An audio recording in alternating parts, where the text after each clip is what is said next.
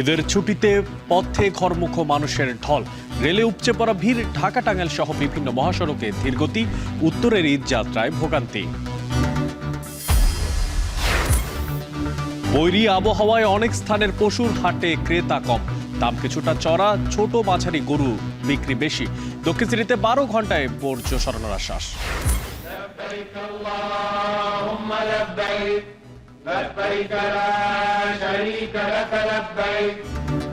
পবিত্র হজে লাখ লাখ মুসল্লির ধ্বনিতে মুখরিত আরাফাতের ময়দান।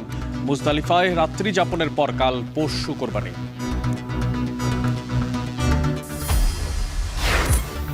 সংবিধানের 96 অনুচ্ছেদ পুনর্বহাল করে পূর্ণাঙ্গ রায় প্রকাশ, সুপ্রিম জুডিশিয়াল কাউন্সিলের হাতে বিচারপতি অপসারণের ক্ষমতা।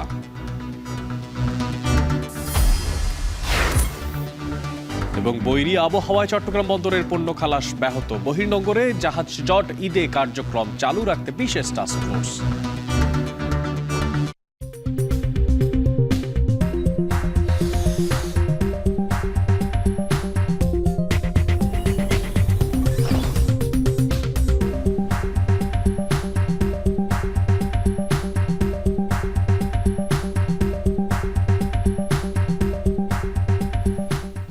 স্বাগত জানাচ্ছি এখন ঢাকায়। পুরো আয়োজনে আপনাদের সঙ্গে আছি আমি মশিউর অনিক। শুরুতেই ঈদ যাত্রার খবর।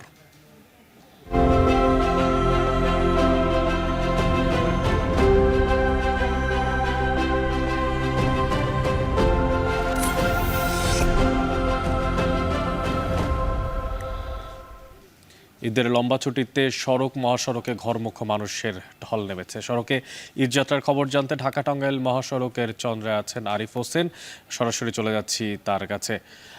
আরিফ, আপনার মাধ্যমে জানতে চাই যে এই যে ঢাকা টাঙ্গাইল মহাসড়কের যে একটা বড় যানজট, সেই যানজটের এখন সবশেষ কি অবস্থা এবং ভোগান্তিতে কতটা আছেন সেখানকার মানুষ?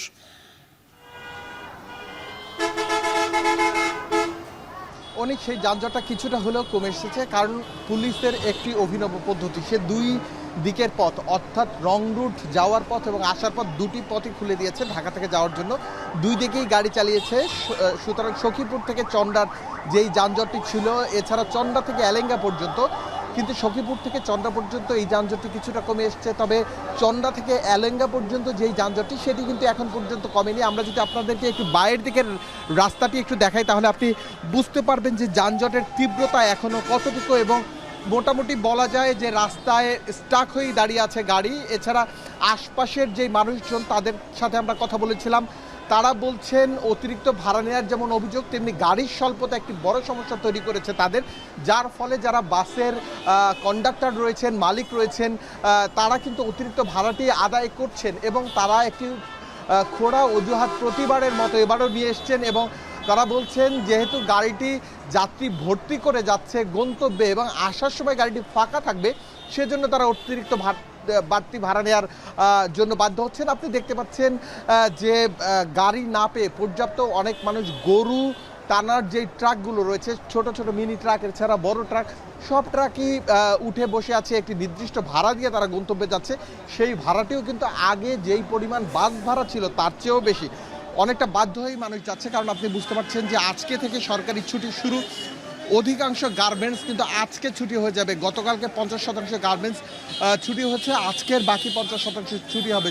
সুতরাং এই যে গাজীপুরের যে অঞ্চলটি, এই অঞ্চলটি গার্মেন্টস অধ্যুষিত। এখানে প্রায় 11.5 লাখ গার্মেন্টস কর্মী এখানে রয়েছে। সব কিছু মিলিয়ে প্রায় আরও 55 লাখ লোকের মতো এখানে একটি বসবাস রয়েছে। এর মধ্যে যারা গার্মেন্টস শ্রমিক রয়েছেন অথবা যারা স্থায়ীভাবে বসবাস করছেন, এর মধ্যে বড় একটি অংশ তারা কিন্তু এই ঈদ যাত্রায় তাদের গন্তব্যে যাবেন, বাড়ি যাবেন। সুতরাং আমরা তাদের সাথে কথা বলেছিলাম, কেউ 1 থেকে 1.5 ঘন্টা, কেউ 2 ঘন্টা অপেক্ষা করেও গাড়ি পাচ্ছেন না। এর জন্য বাধ্য হয়ে কেউ গরুর গাড়িতে তুলছেন। আপনি দেখতে পাচ্ছেন ওই যে একজন পুলিশ কর্মকর্তাকে আপনাদেরকে যদি দেখায়, হাইওয়ে পুলিশ, তার ঠিক পাশেই গরুর গাড়িতে তুলছে। অথচ পুলিশের পক্ষ থেকে স্পষ্ট বলা হয়েছিল গরুর গাড়িতে কোনোভাবেই কাউকে তুলতে দেওয়া হবে না এবং কেউ গরুর গাড়িতে করে যেতে পারবে না, কারণ এটি একটি ঝুঁকিপূর্ণ ব্যবস্থা। বিগত সময় আমরা দেখেছি গরুর গাড়িতে করে গন্তব্যে যাওয়ার পথে দুর্ঘটনার শিকার হয়ে অনেকে মারাও গিয়েছেন। সুতরাং এটি একটি ঝুঁকিপূর্ণ, সবাই জানে। এছাড়া পুলিশের পক্ষ থেকে বলা হচ্ছে তারা সতর্ক অবস্থানে রয়েছেন এবং যাতে কোনো ধরনের দুর্বৃত্ত সাধারণ মানুষের যাত্রীদের লুট করে টাকা না নিয়ে যেতে পারে সে বিষয়ে তারা সচেতন রয়েছেন। তবে সেই রকম সচেতনতা কিন্তু বলার মধ্যেই সীমাবদ্ধ আমরা দেখছি। মাঠে আমরা কথা বলেছিলাম সাধারণ যাত্রীদের সাথে, তারা বলছেন অতিরিক্ত ভাড়া নেওয়া, এছাড়া তারা কিছু সমস্যার সম্মুখীন করলেও অর্থাৎ যারা বাসের কন্ডাক্টর রয়েছেন, হেল্পার রয়েছেন, তারা খারাপ ব্যবহার করলেও কিন্তু কোনো যাত্রীর পাশে পুলিশ এসে দাঁড়ায় না, এমন অভিযোগ আমরা বিভিন্ন জায়গায় দেখতে পেয়েছি। সব কিছু মিলিয়ে এই মুহূর্তে প্রায় 50 থেকে 60 হাজার মানুষ চন্দ্রার এই অঞ্চলটিতে অপেক্ষা করছে গাড়ির জন্য। সেই গাড়ি কখন আসবে সেই অপেক্ষায় তারা রয়েছে এবং তারা চান তাদের পরিবার পরিজন নিয়ে শান্তিতে সুষ্ঠুভাবে ঈদকে তাদের পরিবারের সাথে কাটাতে। তবে এখন পর্যন্ত এখানে যারা যাত্রী রয়েছেন তাদেরকে অধিকাংশ জায়গায় দেখা যাচ্ছে গাড়ি স্বল্পতা এবং যেই কয়েকটি গাড়ি পাওয়া যাচ্ছে সেই গাড়িগুলো বাড়তি যাত্রীর চাপ থাকায় অতিরিক্ত ভাড়া তারা নিচ্ছেন। কেউ কেউ ভিন্ন প্রাইভেট কার অথবা মাইক্রো বাস ভাড়া করে তারপরে যাওয়ার চেষ্টা করছেন। তবে এই যে যাত্রীদের যে অতিরিক্ত চাপ, সেই চাপটি 2টার পরে আরও একটু বাড়তে পারে বলে আশঙ্কা করছেন এখানকার আইনশৃঙ্খলা রক্ষাকারী বাহিনী এবং তারা বলছেন কোনোভাবেই অপরিচিত মানুষের হাতে দেওয়া কিছু খাবেন না এবং যদি এগুলো খান অথবা তাদের সাথে সখ্যতা করতে চান তাহলে আপনার সর্বস্ব লুট হতে পারে। এই বিষয়টি সাধারণ মানুষকে তারা দৃষ্টি আকর্ষণ করেছেন এবং যাতে এই বিষয়টি নিশ্চিত থাকে সে বিষয়ে তারা আহ্বান জানিয়েছেন। অনেক ঢাকা টাঙ্গাইল মহাসড়কের যে লম্বা যানজট সে বিষয়ে সবশেষ খোঁজ খবর রাখছিলেন সহকর্মী আরিফ হোসেন। এবার চলে যেতে চাই ময়মনসিংহের ঢাকা বাইপাস মহাসড়কে, সেখানে আছেন সহকর্মী ইমতিয়াজ। ইমতিয়াজ, আপনার মাধ্যমে জানতে চাই যে দীর্ঘ লম্বা সারির কথা আমরা জানছিলাম কিছুক্ষণ আগেও, তো বর্তমানে সেখানকার কি অবস্থা এবং যানজটে যারা আটকে ছিলেন তাদের ভোগান্তির সবশেষ পরিস্থিতি আপনি কি দেখতে পেরেছেন?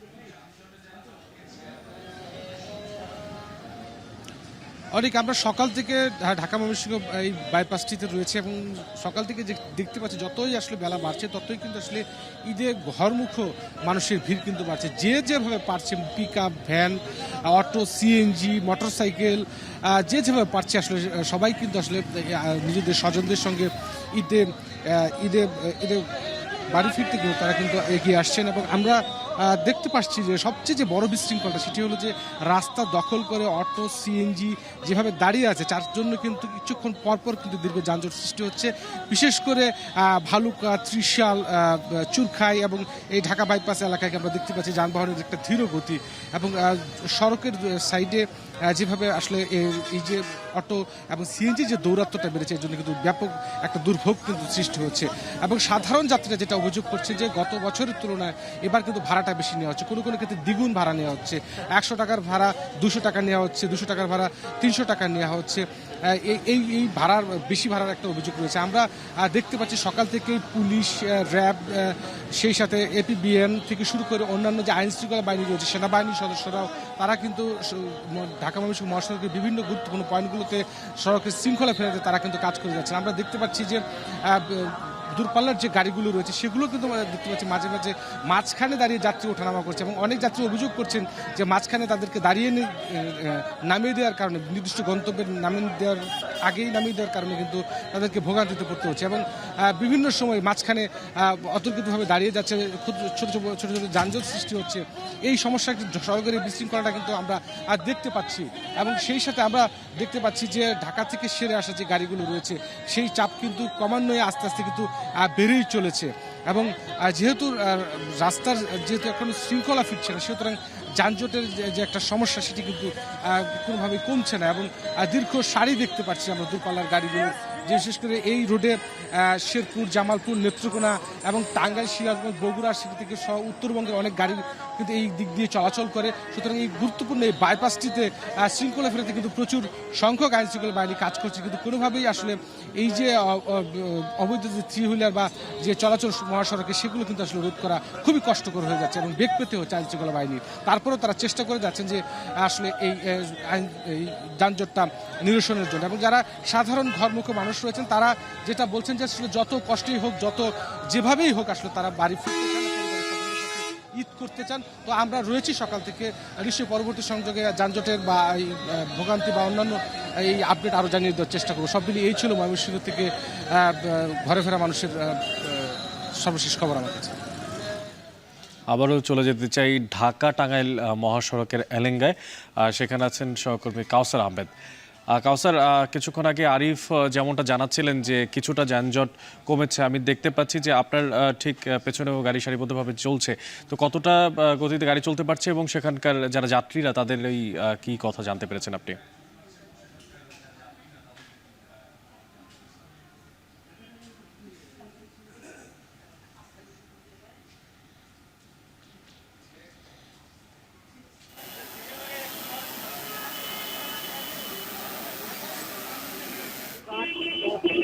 যাচ্ছিলেন তাদের তরফ যমুনার সেতু যে সড়কটি আমার সামনে প্রায় 14 কিলোমিটার এলাকায় চাপ রয়েছে। আর গাড়ির চাপ কিন্তু এই মহাসড়কে বেড়ে যায়, কারণ এই মহাসড়ক যে উত্তরাঞ্চল সহ আশেপাশে জেলার মানুষ এই মহাসড়ক ব্যবহার করেছে। আর সারাদিক সময় এই হাজার যানবাহন পারাপার হলে ঈদকে কেন্দ্র করে এর সংখ্যা বেড়ে যায় প্রায় 3 গুণ। রাত 12টা পর্যন্ত গত 24 ঘন্টায় এই যমুনা সেতুতে প্রায় 52,000 যানবাহন পারাপার হয়েছে। এতে টোল আদায় হয়েছে 3,60,00,000 টাকার উপরে। এই মহাসড়কে গণপরিবহনের ব্যাপক সংকট রয়েছে, যে কারণে ঝুঁকি নিয়ে অতিরিক্ত ভাড়া দিয়ে যারা ঘরমুখী মানুষ রয়েছে তারা জীবনের ঝুঁকি নিয়ে গন্তব্যে যাচ্ছে। এই বিষয়ে আমরা লক্ষ্য করেছি এই যে অন্যতম যে যানজটের কারণ, এর অন্যতম কারণ হচ্ছে যে এই মহাসড়কে বেশ কয়েকটি সড়ক দুর্ঘটনা এবং ফিটনেসবিহীন যানবাহন বিকল হয়ে গিয়েছিল। সেই ফিটনেসবিহীন যানবাহন সরানোর যে সময় লেগেছে সেই বাড়তি চাপের কারণে কিন্তু এখানে যানজটের সৃষ্টি হয়েছিল, মানুষের চরম ভোগান্তি পোহাতে হচ্ছে। আর এই মহাসড়কের চাপ কিন্তু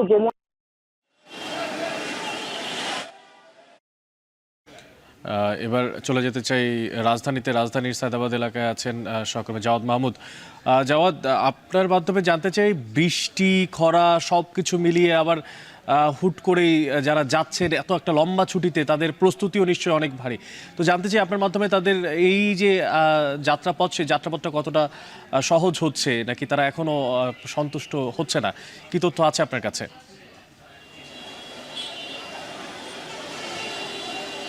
অনেক যাত্রীদের যে বিষয়টা আপনি জানতে চাচ্ছেন, যে কিছুক্ষণ আগে আপনি বলেছেন যে বৃষ্টি এবং খরা, আমরা আসলে কিছুক্ষণ ধরে সায়দাবাদ বাস টার্মিনালে এসে যেটি দেখলাম যে বৃষ্টি, ঝিরি বৃষ্টিকে যেটাকে আমরা বলি সেটি হয়েছিল। এখন যদিও সেটি অনেকটাই কমে এসেছে। তো এই বৃষ্টি বিড়ম্বনা যাত্রীদের কিছুটা পড়তে হয়েছে, এবং শুধু বিড়ম্বনায় নয়, যাত্রীদের ভাড়া নিয়েও কিছু কিছু যাত্রীর এই বিড়ম্বনার কথা বলছেন। তারা অভিযোগ করছেন যে সাধারণত যে ভাড়া তার চেয়ে কিছুটা ভাড়া বেশি নেওয়া হচ্ছে। আবার কিছু কিছু যাত্রী বলছেন যে সেটিকে তারা ছাড় হিসাবে দেখছেন, যে ঈদের সময় বকশিস হিসাবে নিচ্ছেন। মিশ্র প্রতিক্রিয়া আর কি যাত্রীদের পক্ষ থেকে আসছে। এবং মূলত এই সায়দাবাদ বাস টার্মিনাল থেকে দক্ষিণ অঞ্চলমুখী বাসগুলো বেশি ছাড়া যায়, এবং এছাড়া চট্টগ্রাম, সিলেট, কক্সবাজার এই রুটগুলোতেও ছেড়ে যাচ্ছে বাস। কিন্তু দক্ষিণ অঞ্চলের যেই যাত্রী আছে সেই দক্ষিণ অঞ্চলের যাত্রীদের চাপ বেশি।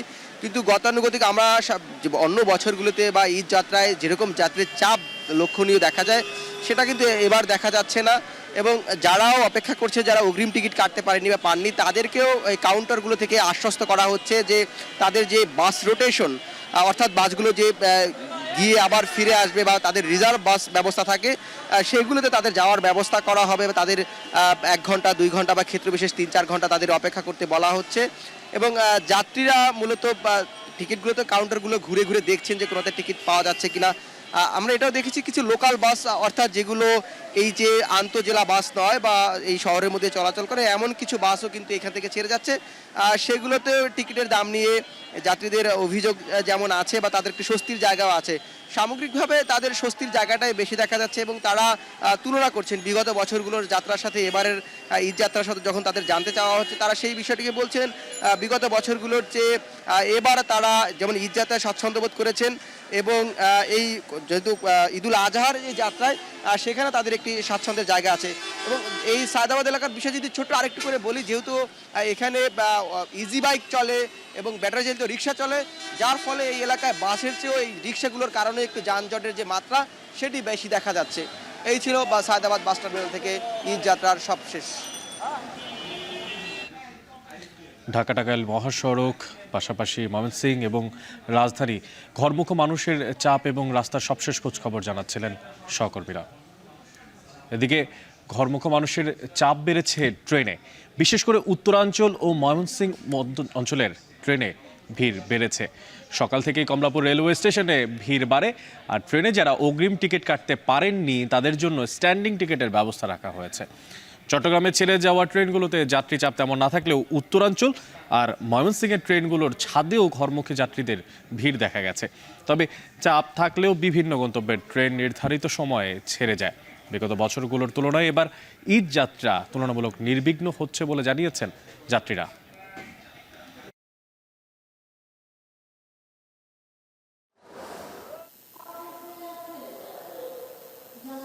যদিও টিকিট কাটতে যদিও ঝামেলা হচ্ছে, কিন্তু বাড়ি যেতে অবশ্য সবার সাথে ঈদ করতে ভালো লাগবে আর কি। ট্রেনের ভিতরে আপনার মনে করেন যে সিট আছে 50-60টা, আপনার হচ্ছে লোক উঠছে মনে করেন যে 200-300-400 মতন। অন্যবারের তুলনায় এবারের আমার মেনটেনেন্সটা ভালোই লাগতেছে, মনে হচ্ছে খুব আরামদায়কভাবে আমরা যেতে পারবো।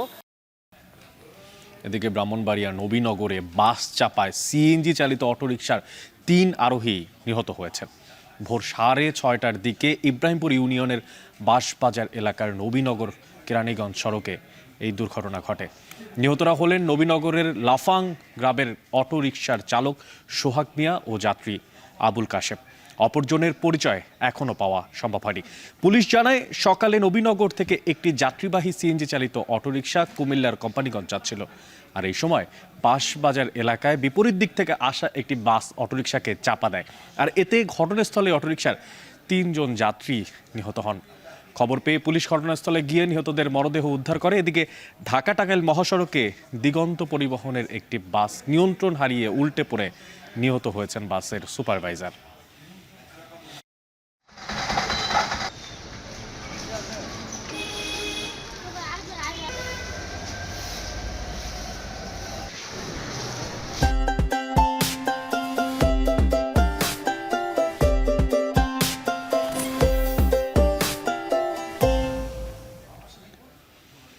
বৈরী আবহাওয়ায় অনেক স্থানেই পশুর হাটে ক্রেতা কম, তবে দাম কিছুটা চড়া, চাহিদা বেশি ছোট আর মাঝারি গরুর।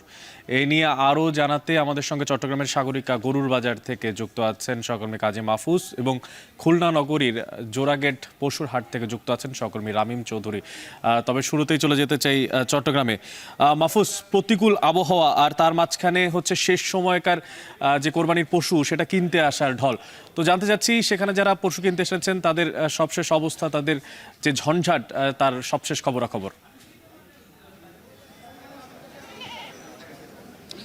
আপনি যেমনটি বলছিলেন বৈরী আবহাওয়া, সেটি আসলে গত 1 সপ্তাহ ধরে চট্টগ্রামে রয়েছে। কখনো কখনো ভারী বৃষ্টি, মাঝারি বৃষ্টি হচ্ছিল, তবে আজকের আবহাওয়াটা বেশ ভালো রয়েছে। সকাল থেকেই আমরা দেখতে পাচ্ছি রোদ, একই সাথে এই ভালো আবহাওয়ার সাথে ভালো উপস্থিতি গরুর হাটে মানুষের, সেটাও আমরা দেখতে পাচ্ছি। সকাল থেকে বেশ কয়েকটি গরুর হাট আমরা ঘুরেছি, সেখানে দেখেছি ট্রাকে ট্রাকে কিন্তু পশু নিয়ে আসছেন চট্টগ্রামের পার্শ্ববর্তী যে উপজেলাগুলো আছে সেখান থেকে বিক্রেতারা, পাশাপাশি উত্তরবঙ্গ থেকেও কিন্তু পশু নিয়ে আসছেন বিক্রেতারা। সেই জায়গাতে যেহেতু শেষ মুহূর্তের বেচা কেনা, আমরা দেখতে পাচ্ছি চট্টগ্রাম পশুর হাটগুলোতে সকাল থেকে ক্রেতারা আসছেন। তবে এবার আমরা দেখতে পাচ্ছি ছোট এবং মাঝারি আকারের যে পশুগুলো আছে সেগুলোর চাহিদা বেশ রয়েছে। বড় গরু এখানে বাজারে পর্যাপ্ত রয়েছে, কিন্তু সে অনুযায়ী বেচা বিক্রি হচ্ছে না। এখানে যারা বিক্রেতা আছেন তারা বলছেন কোনো অজানা কারণে কেন এই বড় গরু বিক্রি হচ্ছে না, তারা এমনটি বলছেন। যদিও তারা বলছেন গত 3-4 দিনের আগের চাইতে তারা এবার বড় গরুর দাম অনেকটা কমিয়ে দিয়েছেন। এরপরও কিন্তু বড় পশুর চাহিদাটা কমেছে চট্টগ্রামে, তবে ছোট এবং মাঝারি আকারের পশুর চাহিদা বেড়েছে। সেই জায়গাতে দামও খানিকটা বেশি ছোট এবং মাঝারি আকারের গরুগুলোর ক্ষেত্রে। বলে রাখি যে চট্টগ্রামে কিন্তু এবছর প্রায় 9 লাখের পশুর চাহিদা রয়েছে। সেই জায়গাতে স্থানীয়ভাবে উৎপাদন করা হয়েছে 8,60,000-এর মতো। 35 থেকে 40 হাজারের পশুর ঘাটতি রয়েছে, যেগুলো মূলত পার্শ্ববর্তী উপজেলা, পার্বত্য জেলা চট্টগ্রাম, খাগড়াছড়ি, রাঙ্গামাটি এবং বান্দরবান, পাশাপাশি উত্তরবঙ্গ থেকে যে পশুগুলো আসছে সেগুলো দিয়ে সেই ঘাটতি পূরণ করা সম্ভব হবে। তো সব কিছু মিলিয়ে বলা যায় যে চট্টগ্রামের শেষ মুহূর্তে বেচা বিক্রি জমে উঠেছে, যেহেতু আজ থেকেই মূলত সরকারি ছুটি শুরু হয়েছে, যার কারণে যারা ছুটি ছুটি পেয়েছেন তারাও কিন্তু বাজারে আসছেন, দেখছেন এবং পছন্দের গরুটি নেওয়ার চেষ্টা করছেন। দামের ক্ষেত্রে ছোট এবং মাঝারি আকারের যে গরুগুলো আছে সেগুলোর দাম কিছুটা বেশি হলেও বড় আকারের যে গরুগুলো আছে সেগুলোর দাম কমতে শুরু করেছে চট্টগ্রামের বাজারগুলোতে। এবার চলে যেতে চাই খুলনাতে, সেখানে আছেন সহকর্মী রামিম চৌধুরী। রামিম, জানতে চাই যে আপনার মাধ্যমে সেখানকার গরুর হাট বাজারের গরুর যে দরদাম সে সম্পর্কে সবশেষ। অনেক আর মাত্র একদিন পরেই কিন্তু পবিত্র ঈদুল আজহা অনুষ্ঠিত হবে এবং এই ঈদুল আজহাকে কেন্দ্র করে কিন্তু একেবারে শেষ সময়ে খুলনার নগরী সহ এবং তার যে আশপাশের এলাকার যে পশুর হাটগুলো রয়েছে সেগুলো কিন্তু মোটামুটি জমতে শুরু করেছে। আজকে আমরা রয়েছে এই মুহূর্তে নগরীর একমাত্র পশুর হাট, যেটি জোড়াগেট পশুর হাট। এই হাটে কিন্তু প্রতি বছর আমরা দেখেছি যে বেশ জমজমাট একটি হাট হয়ে থাকে। বিশেষ করে এই ঈদের ঠিক আগ মুহূর্তে কিন্তু 2 দিন ধরে কিন্তু বেশ জমজমাট হয়। আজকেও আমরা সকাল থেকে দেখেছি ক্রেতারা এখানে আসছেন, ভিড় করছেন এবং দেখছেন। তবে এখানে দাম নিয়ে কিছুটা অভিযোগ রয়েছে ক্রেতাদের। তারা যেটি বলছেন যে ছোট এবং মাঝারি সাইজের যে গরু রয়েছে সেগুলোর দাম কিন্তু অনেকটাই বেশি চাচ্ছেন বিক্রেতারা। তবে এখানে কিন্তু ব্যবসায়ীরা বলছেন যে মূলত গরুর দাম কিন্তু ছোট এবং মাঝারি সাইজের গরুর দাম কিছুটা বেশি থাকলেও বড় সাইজের যে গরু রয়েছে সেগুলোর দাম কিন্তু বেশ অনেকটাই কম রয়েছে।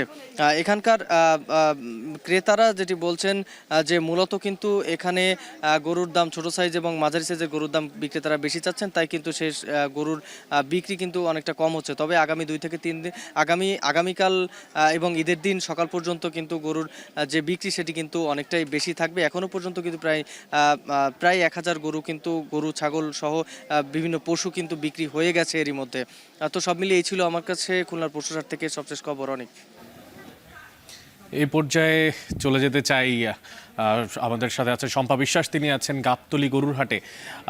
শম্পা, আপনার মাধ্যমে জানতে চাই, রাজধানীর বিভিন্ন জায়গায় ছেড়ে ছেড়ে বৃষ্টি হচ্ছে, আর তার পাশাপাশি ক্রেতা বিক্রেতাদের আগমনও নিশ্চয়ই শেষ সময় অনেক বেশি। তো জানতে চাই সেখানে কেনাবেচা কেমন হচ্ছে এবং যারা গরু কিনতে আছে তাদের কোনো ভোগান্তির খোঁজখবর জানতে পেরেছেন কিনা?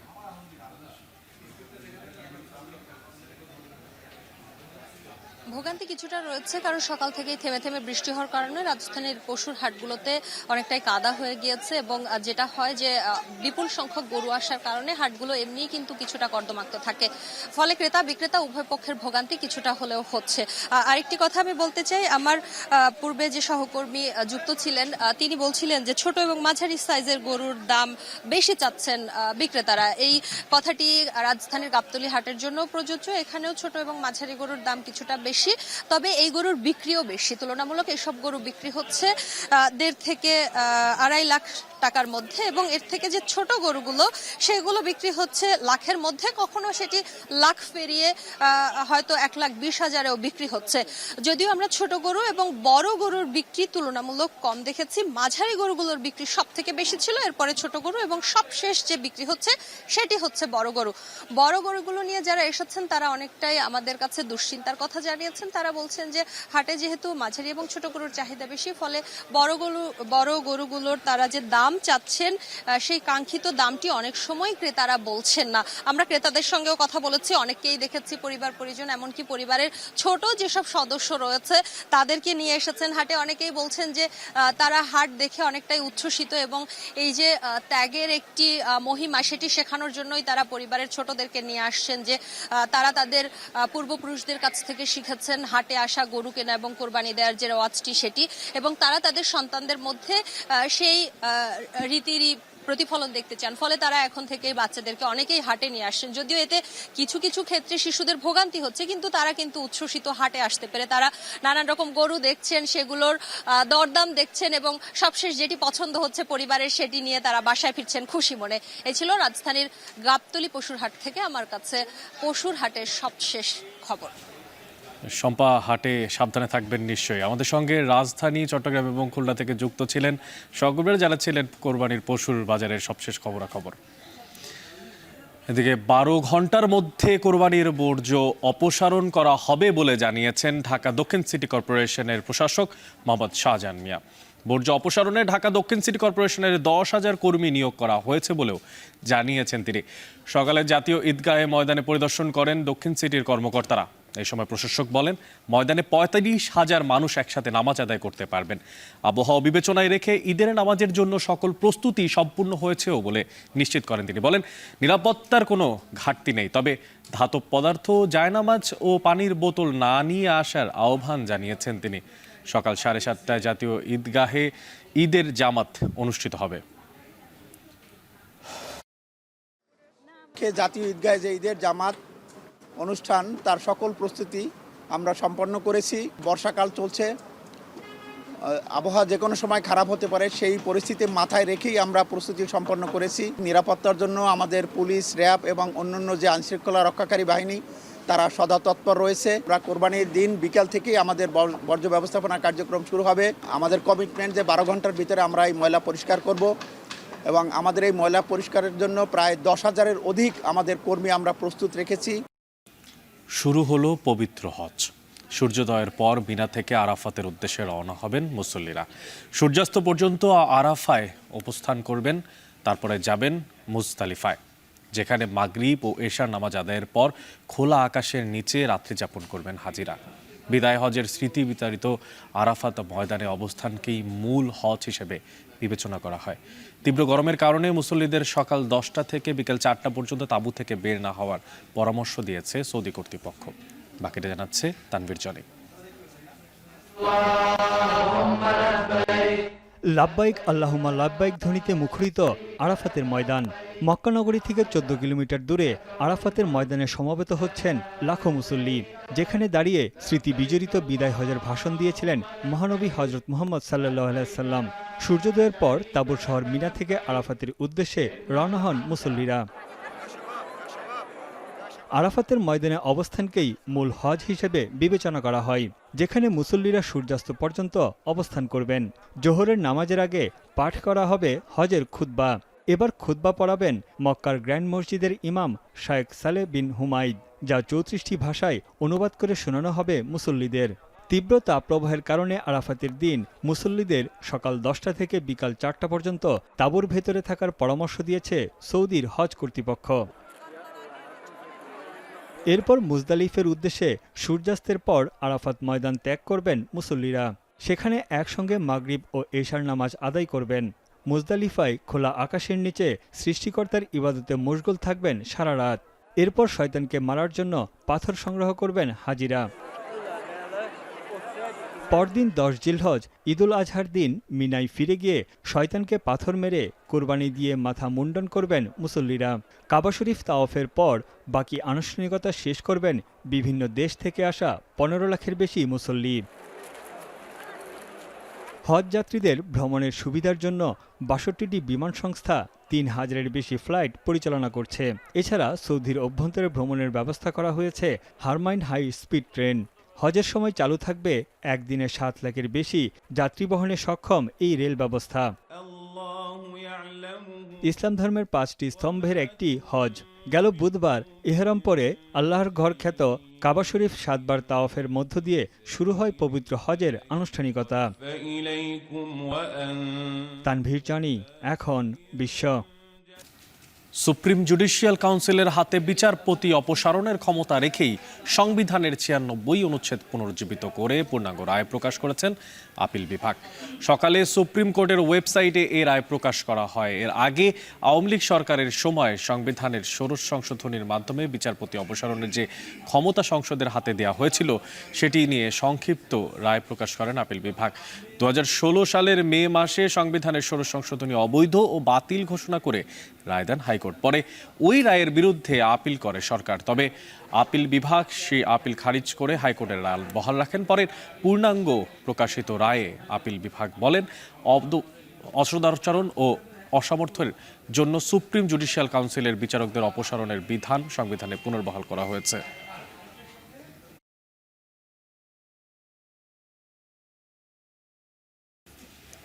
লন্ডনের উদ্দেশ্যে ঢাকা ছাড়লেন বিএনপির ভারপ্রাপ্ত চেয়ারম্যান তারেক রহমানের স্ত্রী জুবাইদা রহমান। ঢাকার পরিবারের সঙ্গে 1 মাস ব্যস্ত সময় কাটিয়ে লন্ডনে স্বামী ও কন্যার সঙ্গে ঈদুল আজহা উদযাপন করবেন ডক্টর জুবাইদা রহমান। বেলা 11টায় কাতার এয়ারওয়েজের একটি ফ্লাইটে হজরত শাহজালাল আন্তর্জাতিক বিমানবন্দর থেকে লন্ডনের উদ্দেশ্যে যাত্রা করেন তিনি। এর আগে সকালে পরিবারের সদস্যদের কাছে বিদায় নিয়ে গুলশানের নিজ বাসভবন থেকে বিমানবন্দরের উদ্দেশ্যে রওনা দেন জুবাইদা রহমান। দীর্ঘ 17 বছর পর গত 6 মে যুক্তরাজ্য থেকে দেশে ফিরেছিলেন তিনি।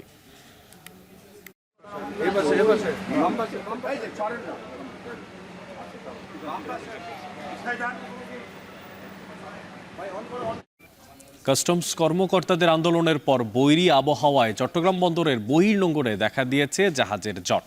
বৃষ্টিতে খাদ্যশস্য ও খোলা পণ্য খালাসে ব্যাহত হয় সময় মতো জেটিতে ভিড়তে পারছে না জাহাজ, আর এতে করে বেশি ক্ষতিগ্রস্ত হচ্ছে রপ্তানি খাত। ঈদের আগে বাড়তি চাপ সামলাতেই হিমশিম খাচ্ছে ডিপো আর বন্দর কর্তৃপক্ষ। পরিবহন ভাড়া বেড়েছে 4 থেকে 5 গুণ পর্যন্ত। যদিও ছুটিতে কার্যক্রম সচল রাখতে বিশেষ এক টাস্ক ফোর্স গঠন সহ খোলা হয়েছে হটলাইন। আরও জানাচ্ছেন হাজিরা শিউলি। গেল 15 মে শ্রমিক নেতাকে মারধরের প্রতিবাদে কন্টেনারবাহী পরিবহন শ্রমিকদের কর্মবিরতি। এরপর রাজস্ব বোর্ড বিভক্তির প্রতিবাদে কাস্টমস কর্মকর্তাদের কলম বিরতি। এসব ধকল কাটিয়ে বন্দরের কার্যক্রম গতিশীল করার চেষ্টার মধ্যেই এবার বৈরী আবহাওয়ার প্রকোপ। ফলে গেল সপ্তাহে 2 দিন জেটিতে ভিড়তে পারেনি কোনো জাহাজ। সেই সঙ্গে টানা 1 সপ্তাহের বেশি সময় ধরে চট্টগ্রামে ভারী থেকে মাঝারি বর্ষণের কারণে ব্যাহত হচ্ছে আমদানি পণ্য খালাস কার্যক্রম। এতে নির্ধারিত সময়ে বন্দরের জেটিতে ভিড়তে পারছে না জাহাজগুলো, ফলে রপ্তানি পণ্য জাহাজীকরণে দেরি হচ্ছে। এর মধ্যে ঈদের আগে অতিরিক্ত রপ্তানি পণ্যের চাপে হিমশিম অবস্থা ডিপোগুলোর। 1 লাখ টিউএস ধারণ ক্ষমতার বিপরীতে ডিপোগুলোতে বর্তমানে কন্টেনার আছে প্রায় 80,000 টিউএস। এই পরিমাণ জাহাজ কিন্তু চট্টগ্রাম বন্দরে ভিড়ছে না যে এই রপ্তানি পণ্যবাহী কন্টেনারগুলো নিয়ে যাবে, যার ফলে রপ্তানি পণ্যবাহী কন্টেনারের একটা বিশাল ভলিউম 19টা আউটডকে জমে যাচ্ছে। সুতরাং অপারেশনাল একটা বাধা বা অবস্ট্যাকল আমরা এখন ফেস করছি এবং আমরা মনে করি যে ঈদের পর থেকে এটা ধীরে ধীরে কেটে যাবে। ঘটনা হচ্ছে ডিপুর সক্ষমতার মেটার, যারা এক্সপোর্ট কন্টেনারগুলো বা কাভার ভ্যানগুলো তারা রিসিভ করতে পারছে না, তাদের জায়গার সংকুলন নেই, রাস্তায় জায়গা দাঁড়িয়েছে। এ অবস্থায় ডিপোগুলোতে জায়গা সংকুলন না হওয়ায় রফতানি পণ্য নিয়ে বাইরেই দাঁড়িয়ে আছে প্রায় 7,000 ট্রাক। এতে কারখানা থেকে ডিপোতে পণ্য পরিবহনের ভাড়া বেড়ে ঠেকেছে 5 থেকে 20,000 টাকায়, আর ঢাকা থেকে চট্টগ্রামে পরিবহন ভাড়া 20,000 থেকে বেড়ে দাঁড়িয়েছে 60,000 টাকায়। ডিপোগুলোতে ধারণ ক্ষমতার বাইরে অনেক মাল চলে আসছে, যার জন্য কাভার্ড ভ্যানগুলো আপনার রোডে দিনের পর দিন অপেক্ষমান, কিন্তু মাল আনলোড করতে পারছে না। আর আনলোড করতে না পারলে এক্সপোর্টও সময় মতো হবে না, আর সময় মতো না হলে এটার খেসারত আলটিমেটলি রপ্তানিকারকদেরকেই দিতে হবে। বন্দর কর্তৃপক্ষ বলছে প্রতিকূল আবহাওয়ার কারণে কিছুটা সংকট হলেও জেটি খালি হওয়া মাত্রই জাহাজগুলোকে ভেড়ার জন্য সিরিয়াল দেওয়া হচ্ছে। পণ্য ডেলিভারি বাড়ায় দ্রুত সংকট কেটে যাওয়ার আশা তাদের। যে সমস্ত জাহাজ আউটার অ্যাঙ্করেজ থেকে লাইটারাইজ করছে তাদেরটা কিন্তু সমস্যা হচ্ছে না। যারা ভিতরে বাড়তিতে যাচ্ছে শুধু তাদের জন্যই, যারা কনসাইনি আছে, যারা নিয়ে আসছেন, তারা যদি আমাদের কাছে আবেদন করেন আমরা তাদেরকে তাদের সুবিধাজনক বার্তাও কিন্তু বাল্ক খালাস করার জন্য পারমিশন দিচ্ছি। চট্টগ্রাম বন্দরে সচল জেটি রয়েছে 16টি। বর্তমানে বহির্নোঙরে অপেক্ষায় আছে 23টির মতো জাহাজ। হাজিরা শিউলি, এখন চট্টগ্রাম।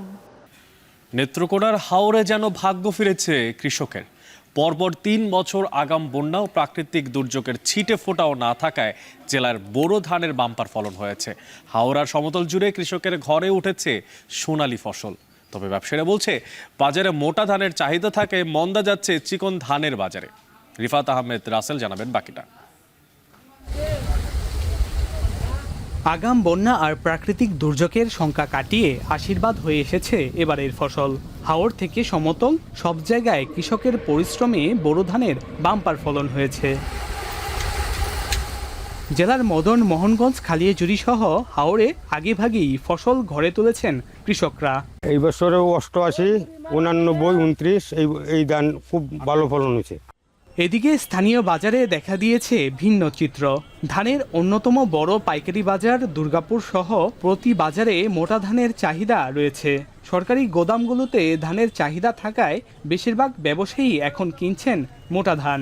তবে পর্যাপ্ত সরবরাহ থাকলেও চিকন ধানের বাজার একেবারে নিম্নমুখী। চিকন করছিলাম লাভের লাগে, তো মোটা করলেই ভালো হইতো, দাম বেশি হইতাম, চিকন করে তো লস হইল। এরই মধ্যে শতভাগ ধান কাটা শেষ হয়েছে। এছাড়া আবহাওয়া অনুকূলে থাকায় ফলন ও উৎপাদনে মিলেছে নজর করা সাফল্য বলে জানান কৃষি বিভাগ। এই বছর ব্যুরো ধান ফসলে আমাদের রোগ এবং পোকার আক্রমণ একেবারেই ছিল না, যে সেই হিসেবে আমাদের এখানে ধান ফসলের অবস্থাটা ভালো ছিল।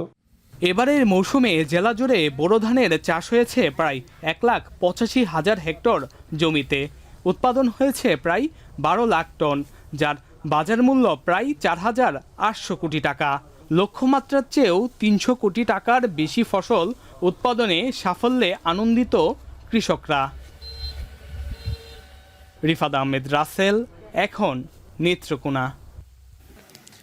12টি মুসলিম প্রধান ও উন্নয়নশীল দেশের নাগরিকদের ওপর যুক্তরাষ্ট্রে প্রবেশে নিষেধাজ্ঞা আরোপ করেছে মার্কিন প্রশাসন। মঙ্গলবার এই সংক্রান্ত আদেশে স্বাক্ষর করেছে প্রেসিডেন্ট ডোনাল্ড ট্রাম্প। জানান, বহিরাগত সন্ত্রাসীর হাত থেকে দেশকে রক্ষার জন্য এই পদক্ষেপ নেওয়া হয়েছে। দেশগুলোর মধ্যে রয়েছে Afghanistan, Myanmar, Chad, Congo, Guinea, Eritrea, Haiti, Iran, Libya, Somalia, Sudan ও ইয়েমেন। আগামী 9 জুন থেকে আদেশটি কার্যকর হবে। এছাড়া কিউবা ও ভেনেজুয়েলা সহ 5টি দেশের নাগরিকদের ভ্রমণে আংশিক নিষেধাজ্ঞা আরোপ করা হয়েছে। হার্ভার্ড বিশ্ববিদ্যালয়ে নতুন বিদেশি শিক্ষার্থীদের ভিসা বাতিলের আদেশে সই করেছে মার্কিন প্রেসিডেন্ট ডোনাল্ড ট্রাম্প। তাদের বিরুদ্ধে অভিযোগ, মার্কিন গবেষণা ও তথ্য চুরি সহ বিভিন্ন প্রোপাগান্ডা ছড়িয়ে যাচ্ছে বিশ্ববিদ্যালয়টি। মঙ্গলবার এক বিবৃতিতে হোয়াইট হাউস নিশ্চিত করেছে এই তথ্য। আদেশটি প্রাথমিকভাবে 6 মাস পর্যন্ত বলবৎ থাকবে। বিপরীতে আদেশটি অবৈধ উল্লেখ করে বিশ্ববিদ্যালয় কর্তৃপক্ষ জানিয়েছে শিক্ষার্থীদের সুরক্ষিত রাখতে সবকিছু করতে প্রস্তুত হার্ভার্ড ইউনিভার্সিটি। বর্তমানে বিশ্ববিদ্যালয়ের 27% শিক্ষার্থী বিদেশি। এর আগে গেল মাসে হার্ভার্ডে বিদেশি শিক্ষার্থী ভর্তি বন্ধে নির্বাহী আদেশ জারি করে ট্রাম্প প্রশাসন। তবে নির্দেশটি সাময়িকভাবে স্থগিত করেন আদালত।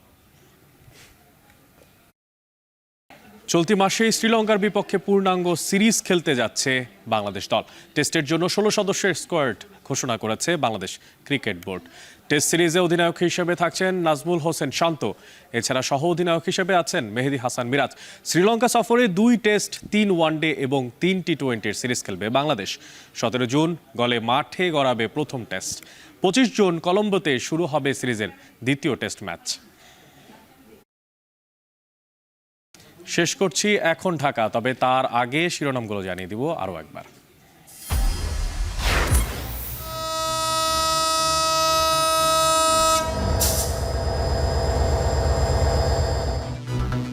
ঈদের ছুটিতে পথে ঘরমুখ্য মানুষের ঢল, রেলে উপচে পড়া ভিড়, ঢাকা টাঙ্গাইল সহ বিভিন্ন মহাসড়কে ধীরগতি, উত্তরের ঈদযাত্রায় ভোগান্তি। বৈরী আবহাওয়ায় অনেক স্থানের পশুর হাটে ক্রেতা কম, দাম কিছুটা চড়া। ছোট মাঝারি গরুর বিক্রি বেশি। দক্ষিণ সিটিতে 12 ঘন্টায় বর্জ্য সরানোর আশ্বাস।